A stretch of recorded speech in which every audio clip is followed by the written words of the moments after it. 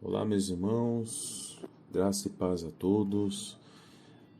Dando continuidade no estudo das duas casas de Israel, no episódio anterior nós tratamos sobre os filhos do profeta Isaías e tivemos que mencionar ali sobre as duas testemunhas. Então agora nós vamos dar um zoom a respeito das duas testemunhas, que está relacionado com as duas casas de Israel. Inevitavelmente, nós precisamos entender estas conexões para que o propósito do Senhor fique cada vez mais claro dos nossos olhos e tendo aí a perspectiva acerca dos últimos dias. No, no livro de Apocalipse, capítulo 11, nós temos ali a menção das duas testemunhas. Interessante que os primeiros versos trata de uma medição de um santuário ou tabernáculo. A palavra ali empregada no original é naos, ou seja, uma palavra que vai apontar para um templo que nas escrituras aí no Novo Testamento faz apontamento para um templo físico. Contudo, esta palavra naos também faz relação a um templo espiritual. E nós vamos encontrar isso nos evangelhos, por exemplo, onde Cristo ele mencionou que reconstruiria o templo depois de 3 dias, tratando do seu próprio corpo. Essa palavra templo é naos. Outra passagem muito interessante, quando Paulo, nas suas cartas, ele menciona que nós, quando estamos em Cristo, nós somos templo de Deus, ou templo do Espírito Santo. Essa palavra é naos. Então nós precisamos ter esse discernimento de que esse santuário que está sendo medido em Apocalipse 11 vai tratar de um templo espiritual. Outra passagem importante para nós discernirmos acerca deste templo é o livro de 1 Pedro. 1 Pedro, capítulo 2, ele vai tratar de uma pedra fundamental apontando para Cristo Jesus, e esta construção ela também vai envolver aqueles que estão sendo alcançados pelo sangue de Jesus. Pedro vai chamar de pedras vivas. Então, muito importante nós termos esse discernimento, porque vai tratar de um templo espiritual. E esse templo espiritual envolve uma pedra fundamental, que é Cristo Jesus, e também pedras vivas, que faz parte de toda essa construção. Também vós mesmos, como pedras que vivem, sois edificados casa espiritual, para serdes sacerdócio santo, a fim de oferecerdes sacrifícios espirituais agradáveis a Deus, por intermédio de Jesus Cristo. Pois isso está na Escritura: eis que ponho em Sião uma pedra angular, eleita, preciosa, e quem nela crer não será de modo algum envergonhado. Para vós outros, portanto, os que credes, é a preciosidade, mas para os descrentes, a pedra que os construtores rejeitaram, essa veio a ser a principal pedra angular, e pedra de tropeço e rocha de ofensa. São estes os que tropeçam na palavra, sendo desobedientes para o que também foram postos. Vós, porém, sois raça eleita, sacerdócio real, nação santa, povo de propriedade exclusiva de Deus, a fim de proclamardes as virtudes daquele que vos chamou das trevas para a sua maravilhosa luz. Importante salientar aqui, irmãos, que quando Pedro vai mencionar, que está na Escritura, essa pedra angular serviu de pedra de tropeço, vai associar com o livro de Isaías, capítulo 8, verso 14. E lá está escrito de que ele serviria de santuário, porém, para os que tinham cerviz dura, serviria de pedra de tropeço e rocha de escândalo para as duas casas de Israel. Então, nós precisamos ter esse discernimento sobre o que o Senhor vem realizando desde os tempos antigos e uma restauração que está acontecendo através de Cristo Jesus. Quando nós tratamos deste santuário como templo espiritual, como povo de Deus, então nós vamos ter aí um discernimento de que este povo, ele terá uma missão, um ministério, um propósito. Tanto é que no verso 2, deixa muito claro que o átrio exterior deste santuário espiritual não seria medido, e ele seria entregue aos gentios para serem pisados por 42 meses. Essa expressão 42 meses vai associar com a segunda metade da semana, o período em que haverá aí perseguição aos santos. Lembrando que 42 meses é igual a 1260 dias, tempos, metade de um tempo, ou então segunda metade da semana. Importante termos essa convicção, porque no verso 3 nós temos aí duas testemunhas profetizando por 1260 dias.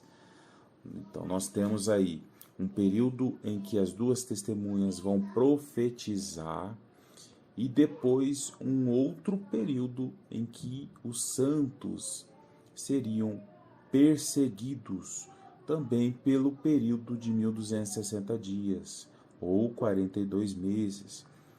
E aí nós entramos num verso chave aqui, que as duas testemunhas são duas oliveiras e os dois candeeiros que se acham em pé diante do Senhor da terra.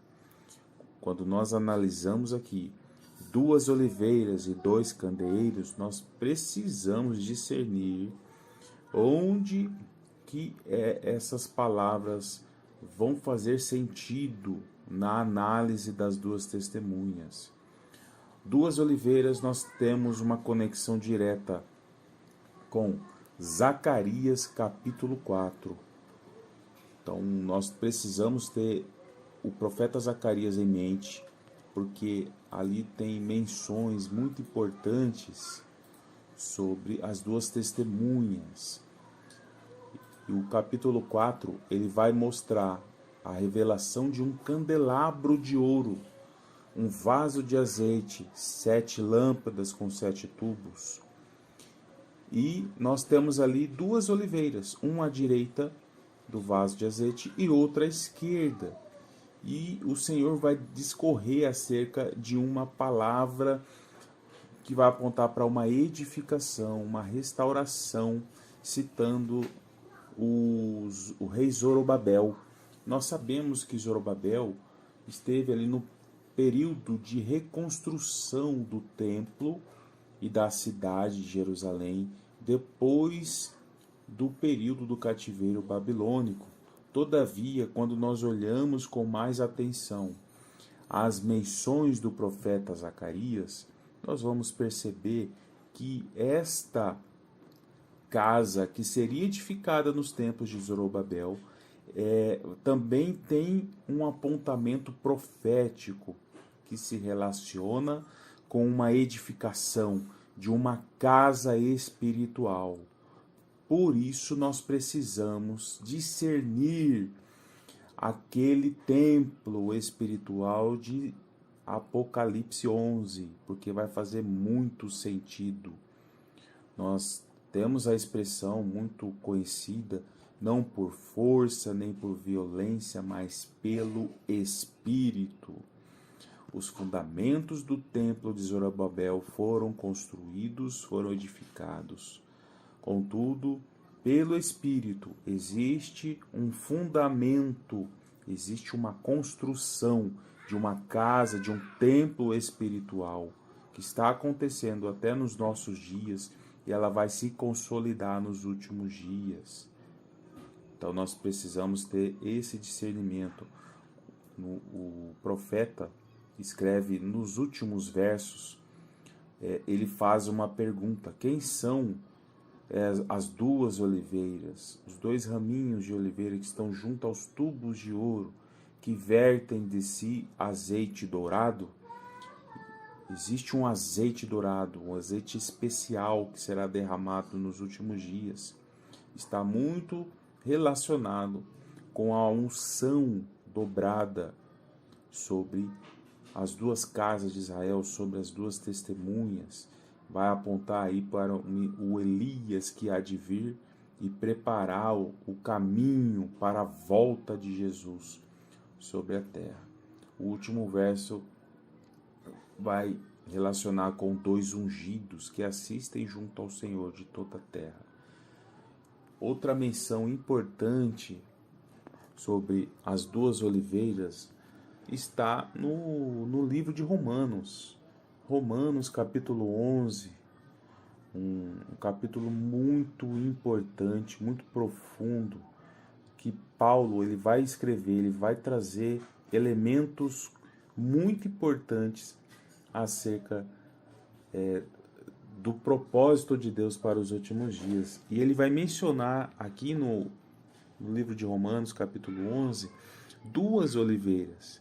E ele vai relacionar a oliveira brava com os gentios, e ele vai relacionar a oliveira cultivada com os judeus. Então, aqui nós já verificamos que existe um enxerto, existe um propósito de ligação, de unificação em um só corpo, gentios e judeus. Está aqui algo muito importante, porque Paulo vai relacionar duas oliveiras que nos faz conexão com Zacarias 4, e também ao se tratar de duas varas sendo ligadas, enxertadas, nós também vamos relacionar com o profeta Ezequiel, capítulo 37. Depois dos ossos secos ali, da ressurreição, né, dos santos nos últimos dias, faz ali a partir do verso 15 uma menção de duas varas sendo ligadas uma na outra, no qual o Senhor pede para o profeta escrever numa vara Judá e na outra vara José, vara de Efraim, e o Senhor manda o profeta ligar uma vara na outra, e Paulo sabiamente escreve de maneira tal para que nós tenhamos aí uma percepção deste propósito, envolvendo as duas casas de Israel, envolvendo uma promessa que envolve duas oliveiras, que vai fazer com que nós façamos uma conexão com duas testemunhas. Outro detalhe interessante é que duas testemunhas também são dois candeeiros. E Jesus deixou muito claro que no livro de Apocalipse, capítulo 1, no último verso, verso 20, que os 7 candeeiros são 7 igrejas. Logo, se 7 candeeiros são 7 igrejas, então 2 candeeiros são 2 igrejas. Quando nós estudamos as 7 igrejas, as 7 cartas para as 7 igrejas, nós vamos perceber que na carta de Esmirna e na carta de Filadélfia não existe repreensão do Senhor para estas duas igrejas. São duas igrejas que estão íntegras diante do Senhor de toda a terra. Então nós temos diversas conexões, diversas maneiras de associar as promessas de restauração e o propósito do Senhor envolvendo duas casas de Israel e chamando-as para realizar um ministério de duas testemunhas, cristãos e judeus, posicionados na visão do reino. E aí nós relacionamos aí com o profeta Amós. O profeta Amós, capítulo 3, ele vai declarar: andarão dois juntos se não houver entre eles acordo. Uma passagem muito importante que também aponta para os últimos dias. Cristãos e judeus unidos na mesma visão, na visão do reino, proclamando o evangelho eterno, o evangelho genuíno do reino, despertando a muitos com esta mensagem, despertando inclusive as 10 virgens. Trata-se de um povo posicionado, acordado, e quem está acordado vai relacionar com o atalaia que toca a trombeta, que está na torre elevada, que tem uma visão ampla do cenário, consegue enxergar o propósito, consegue enxergar as armadilhas do inimigo para ofuscar a revelação da palavra para os demais. Estes atalaias, cristãos e judeus posicionados, eles vão profetizar e vão acordar a muitos, despertar muitos do sono, chamar para o arrependimento. E existe um propósito maravilhoso acerca disso. O profeta Amós vai declarar: certamente o Senhor não fará coisa alguma sem primeiro revelar o seu segredo aos seus servos, os profetas. Quem se posiciona nesta visão do reino, certamente terá condições de receber do Senhor as instruções de antemão para que ele possa cumprir com este ministério. E o Senhor tem algo para cada um de nós.